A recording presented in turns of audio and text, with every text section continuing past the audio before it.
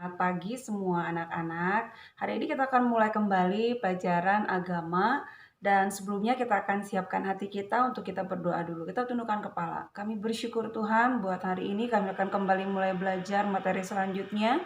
Tuhan berikan kami hikmat supaya kami dapat mengerti setiap materi yang ada.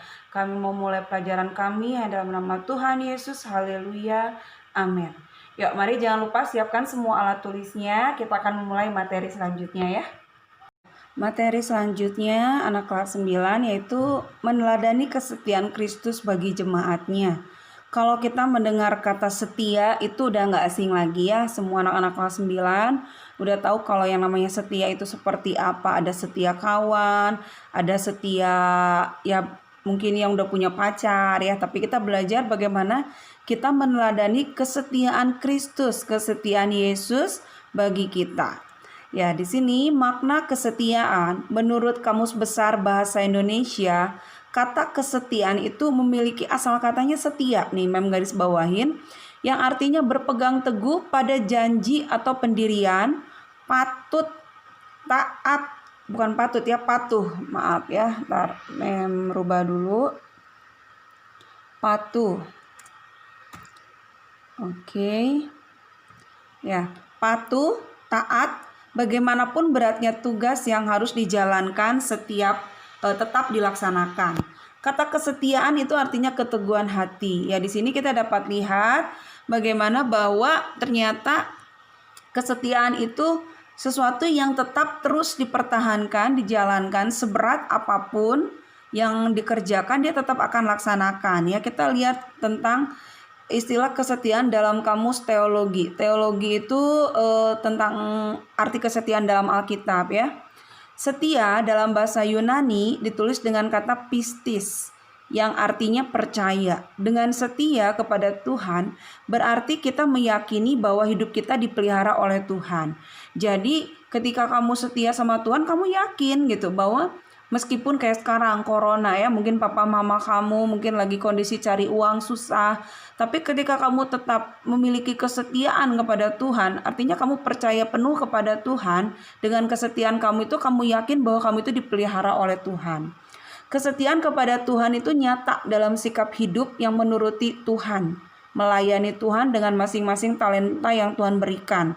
Jadi bohong kalau kalian bilang, saya setia kok sama Tuhan, tapi kita nggak mau taat dengan perintah Tuhan, kita nggak mau menggunakan talenta yang Tuhan sudah beri untuk kita melayani Tuhan, untuk talenta yang kita miliki untuk mungkin menolong orang-orang sekitar kita, membantu orang tua kita, itu bohong ya. Selanjutnya, cara kerja kesetiaan itu bertahap loh. Berawal dari hal-hal kecil menuju hal-hal besar. Di sini Mem kasih contoh seperti barbel ya. Barbel itu di sini mulai dari ukuran paling kecil sampai 5 kilo yang terbesar. Nah, hal-hal kecil ketika kita dipercayakan mungkin hal yang kecil mungkin kalian di rumah atau nggak usah di rumah, misalnya di gereja baru dipercayakan mungkin cuma jadi asar penerima tamu, kerjakan dengan setia. Mungkin setelah itu kamu dipercayakan lagi jadi multimedia. Setelah multimedia kamu mungkin dipercayakan lagi bermain musik. Setelah bermain musik mungkin kamu dipercayakan jadi bermain tamborin atau laki-laki banners.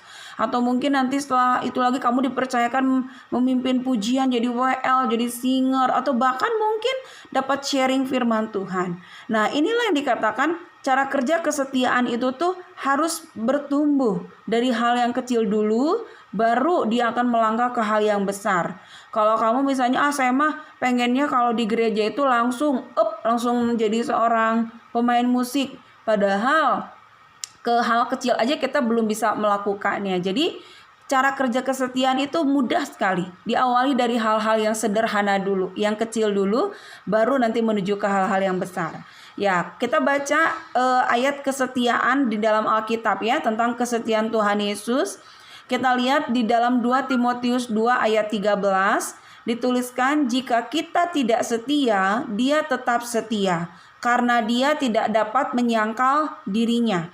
Tadi tema kita hari ini adalah meneladani kesetiaan Yesus bagi jemaatnya, bagi kita gerejanya Tuhan. Nah, di sini dituliskan di dalam 2 Timotius, jika kita tidak setia, dia tetap setia karena dia tidak dapat menyangkal dirinya. Ini adalah ayat yang menyatakan bahwa Yesus itu setia kepada setiap orang. Meskipun kita terkadang sering sekali menyakiti hati Tuhan, kita sering sekali mungkin tidak taat kepada Tuhan, tapi Allah itu adalah Allah yang setia. Kalau kita lihat di sini, bukti kesetiaan Tuhan Yesus, yang pertama dia itu taat loh sampai mati. Ingat tadi arti setia di dalam Kamus Besar Bahasa Indonesia yaitu taat, melakukan sesuatu meskipun itu berat. Nah, taat yang Yesus kerjakan sebagai bukti Yesus itu setia, yaitu dia taat sampai mati akan perintah Bapaknya.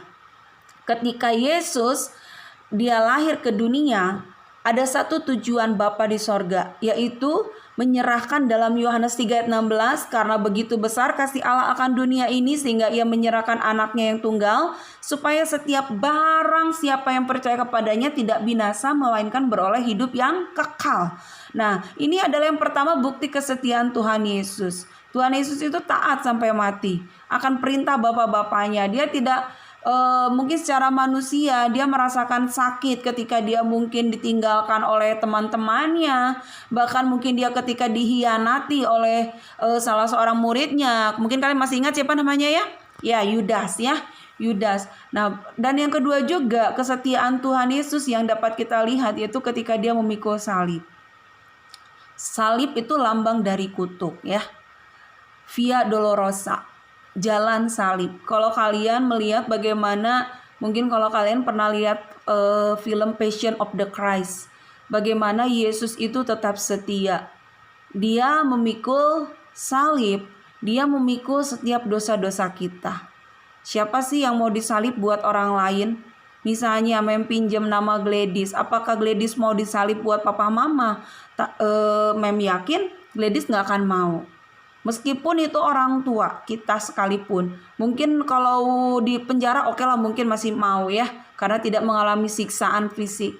Tetapi ketika disalibkan, kita bayangkan bagaimana Yesus ketika dia harus memikul salib, dia tidak sampai mengeluh, mengeluarkan kata-kata yang tidak baik. Tetapi Yesus cuma bilang, Bapa ampunilah mereka sebab mereka tidak tahu apa yang mereka perbuat. Kita lihat bagaimana Yesus tetap setia melakukan semuanya. Nah, hal inilah yang menjadi contoh teladan bagi kita tentang kesetiaan.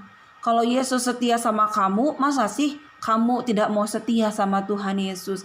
Masa kamu tidak mau setia melakukan perintah Tuhan? Masa kamu tidak mau setia beribadah kepada Tuhan? Masa kamu tidak mau setia membaca firman Tuhan, berdoa kepada Tuhan?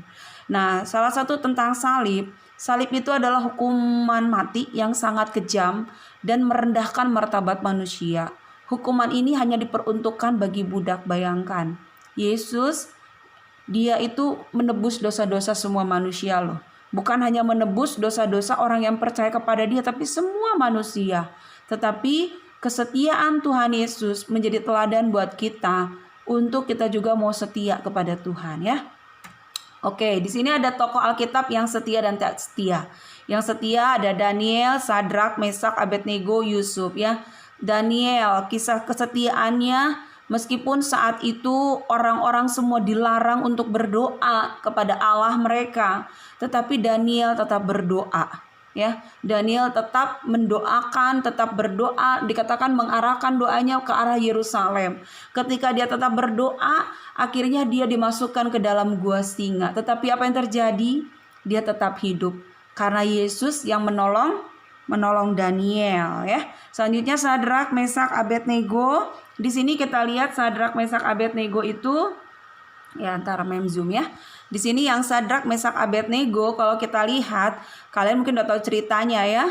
Bagaimana Sadrak, Mesak, Abednego, mereka tetap setia akan firman Tuhan, yaitu dilarang menyembah kepada patung apapun, dan mereka kerjakan. Mereka meskipun mungkin diperhadapkan kepada dapur api yang menyala, mereka akan dimasukkan ke dalam dapur api. Tapi Sadrak, Mesak, Abednego, mereka tetap memilih untuk percaya, untuk tidak mau menyembah kepada patung apapun. Dan kita lihat luar biasanya dari kesetiaan mereka, Tuhan nyatakan kemuliaannya. Mereka tidak terluka sedikit pun. Bahkan di di dalam kitab Daniel dituliskan, rambutnya pun bajunya semuanya tidak ada yang berbau asap. Bayangkan padahal dimasukkan ke dalam dapur api. Yusuf, dia tetap hidup setia ya. Ketika dia dilupakan, kakak-kakaknya meninggalkan dia, menjual dia. Tapi ketika dia jadi orang yang luar biasa, jadi orang nomor 2 di Mesir ya, dia tetap mengingat keluarganya, dia mau mengampuni ya. Kita belajar dari 3 tokoh ini, masih banyak tokoh-tokoh Alkitab yang lain. Dan tokoh Alkitab yang tidak setia, tadi memang udah bilang yaitu Yudas ya, bagaimana hanya karena uang dia menjual Tuhan Yesus ya.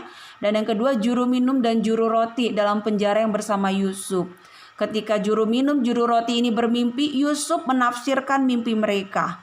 Dan Yusuf bilang, kalau kamu sudah dilepaskan, tolong ingatlah akan aku. Tapi ternyata apa? Kedua orang ini melupakan Yusuf. Tapi ketika Yusuf dilupakan, ada Tuhan Yesus yang mengingat Yusuf. Oke, puji Tuhan, kita kembali ke tugas ya. Tugasnya untuk minggu ini tidak rumit karena kan kalian minggu depan ada PTS ya, dan agama tidak ada PTS. Nah, di sini tugas yang pertama, pilih salah satu tugas di bawah ini. Ada membuat puisi rohani, kata-kata rohani ya, bukan puisi cinta. Temanya kesetiaan. Terus membuat cerpen, cerita pendek rohani. Itu bisa kalian misalnya ambil cerita pendek, mungkin kalian punya kisah hidup. Bagaimana pengalaman rohani kalian tentang kesetiaan ya. Tadinya mungkin gak setia, mungkin berubah jadi setia, atau bagaimana kesetiaan itu butuh proses. Itu minimal 500 kata. Terus kalau enggak, menciptakan lagu rohani bertemakan kesetiaan. Lirik lagunya saja. Nanti ketika mulai masuk sekolah, nanti mem pingin orang-orang yang menciptakan lirik lagu, kalian rekam, mem pengen dengar ya. Nanti kita masukin ke YouTube, barangkali kan kalian jadi YouTubers ya. Nah, pilih salah satu tugas ini dan dikumpulkan hari Senin ya, 21 September. Meskipun Senin kalian sudah mulai ujian, kan setelah selesai ujian kalian bisa kumpulkan ya. Jadi dikerjakan mulai dari sekarang. Kirim ke WA-nya Mem. Jangan pakai email, ke WA saja ya. Dan ini tuh difoto saat PJJ, itu mendengar materi, foto saat kalian mungkin membuat puisi, cerpen, menciptakan lagu. Dan semua tugas ini dibuat kolase, lalu dikirim ke Mem. Oke, puji Tuhan. Ya, kita sudah mendengar materi. Dan Mem pingin kita semua yang ada, materi yang sudah didengar, dipelajarin semua di rumah ya. Meskipun kita nggak ulangan PTS, tapi setiap tugas-tugas yang Mem kasih harus dikerjakan. Karena nanti kalian juga ada laporan nilai. Jadi yang merasa tugas-tugas belum lengkap, sesegera mungkin dilengkapi. Baik, sampai jumpa, tetap jaga kesehatan. Sampai jumpa di materi selanjutnya. Tuhan Yesus memberkati.